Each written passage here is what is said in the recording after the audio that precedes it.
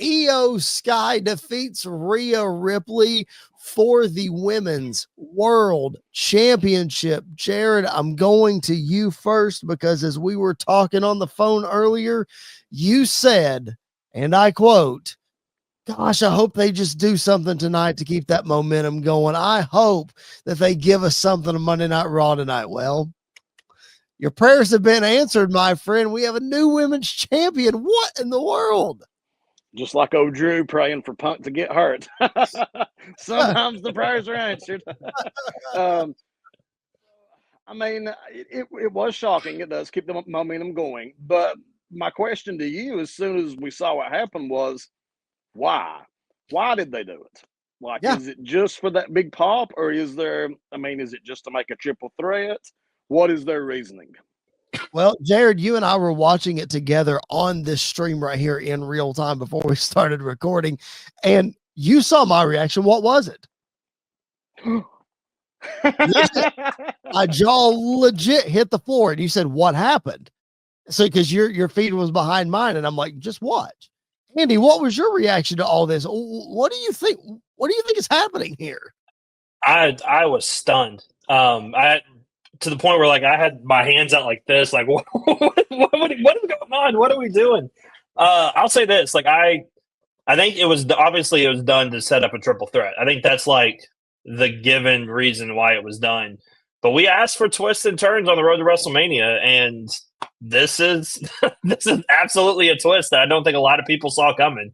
And so kudos to them. It was a fantastic main event. I thought both ladies absolutely killed it in doing what they were doing.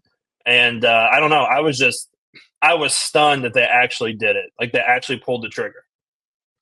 You know, Jared, I'm going to bring up a topic of conversation. As you see, I just pulled out my notes from last week's episode. Okay. I'm going to bring up a topic of conversation that Andy and I had last week that actually pertains to what happened tonight. Since you weren't available to be on the show last week, I'm going to pose this to you first, and then Andy, you can, weigh in after that.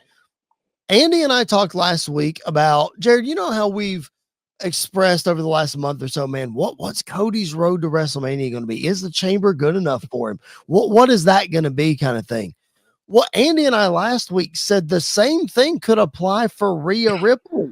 Like her title run just hasn't felt as important as the last title run.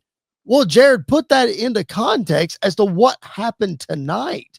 So I'm not saying let's look at the title run as a whole and judge it as good, bad, or indifferent. But what do you make of just, I don't know, the way that they're going about it? Because let's be honest, if we're rolling with this Bianca, Jade, Naomi situation, that rules out Bianca for winning at WrestleMania if we're going to a triple threat. I don't see Iyo retaining over those two women. So, Jared, are we going back to WrestleMania and just putting the title on Rhea? Like, what are we doing here? The only thing I can think of that makes sense is if they do just what you said.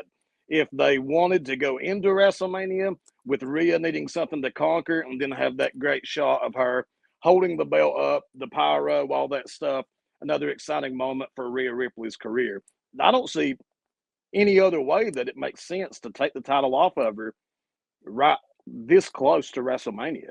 I mean, am I missing something? I mean, I can't. There's no other reason I can think of. Yeah, I don't know, because I see a shot. I see a way where Bianca wins, and it's kind of what we talked about on the Elimination Chamber post show, where maybe it's revealed Bianca was part of the attack on Jade, and so we get this heel Bianca taking out, Jade, or taking out Rhea and taking out Iyo and winning the title, and that's your shot.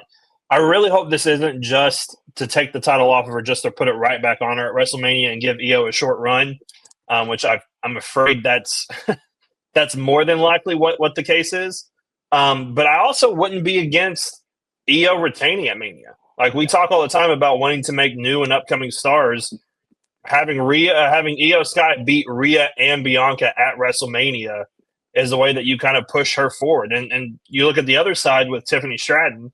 If you come out of WrestleMania with Tiffany Stratton and Iyo Sky as your champions, then you're kind of already setting the stage of this is a new era with new stars, and here are your two that we're putting out front.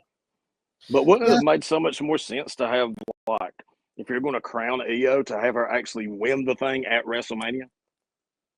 Oh, I agree. I absolutely agree. Yeah, I think that should have been the way they go.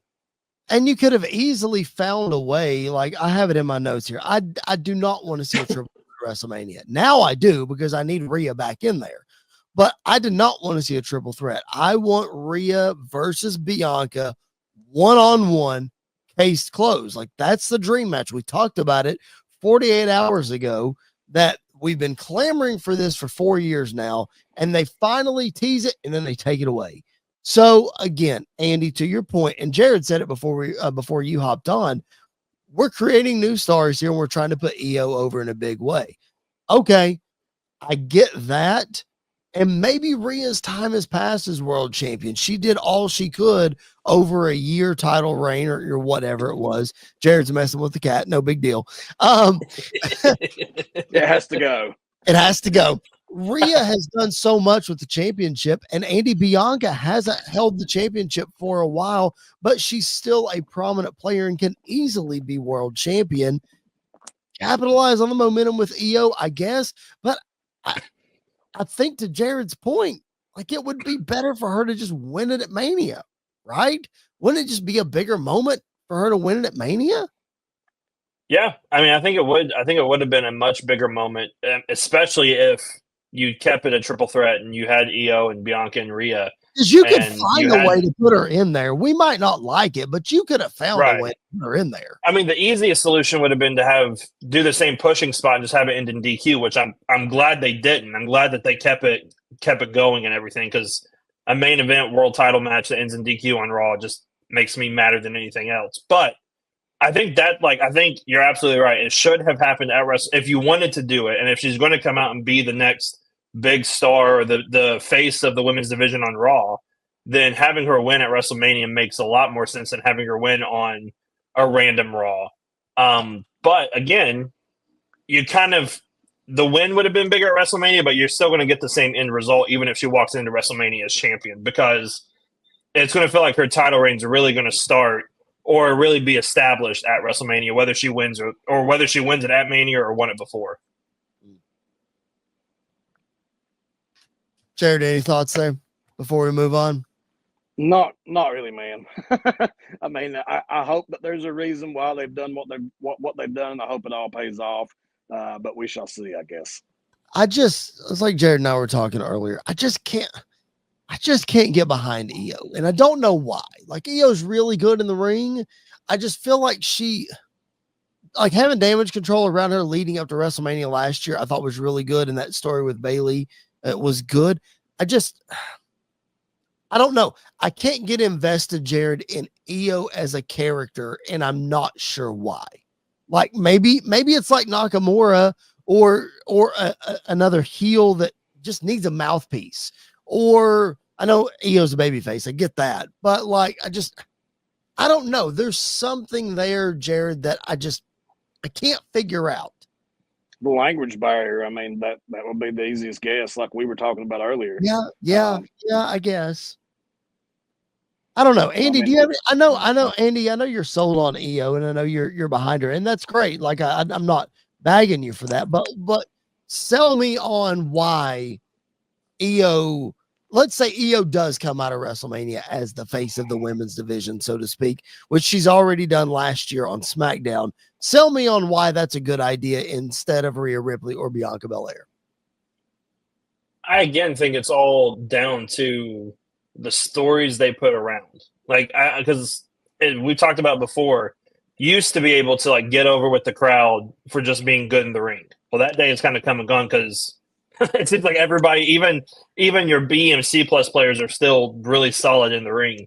It all goes around like the story that they're going to tell with him. So whatever they do, if she walks out of Mania as champ, whatever they do post Mania, they have to have a story in place to make that captivate. Whether it's a returning Asuka and we get Iyo versus Asuka for the world title heading forward, or Kairi Sane turns heel and we go Iyo Kairi, or we run back Bayley again. I mean, there's a lot of options, but you have to show the personality side that we got to see in like NXT, where people just loved her because she was a killer in NXT, and she doesn't look like a killer, but then she gets in the ring and she cuts a promo, or she gets in the ring and the bell rings, and she's crazy and she goes off. So I think they just have to find a better way of translating that onto the main roster. I thought they, like you said, they did a great job of it last year with WrestleMania, because I think we were invested in that Damage Control versus Bayley storyline.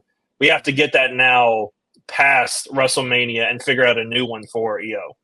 I think the only way that I'm interested in any of this at all would be if Becky Lynch comes back and you've already put like Rhea into the match, making it a triangle match. And basically Becky says, well, if we're making it a three-way, then I'm making it a four-way. You know, if Rhea can be put back in it, then I want in it too. Have a four-way. I think that's the only way that I really care. I mean, I think that's a really good idea. I just wonder, like, what the argument's going to be from Bianca Belair at this point. Like, once Rhea tries to get back in the match, like Bianca's like, this is my title shot. I earned it. She didn't earn it, you know, kind of thing. So I'll be interested to see how that plays out. And maybe that pushes Bianca to the heel side a little bit more, and that side comes out, and then we get the Jade Cargill stuff, and then it all works together. Let them cook. All right. If we've learned anything from this past weekend at the Elimination Chamber, it's the fact that Triple H is always cooking. They always have stuff going on. We just might not see it.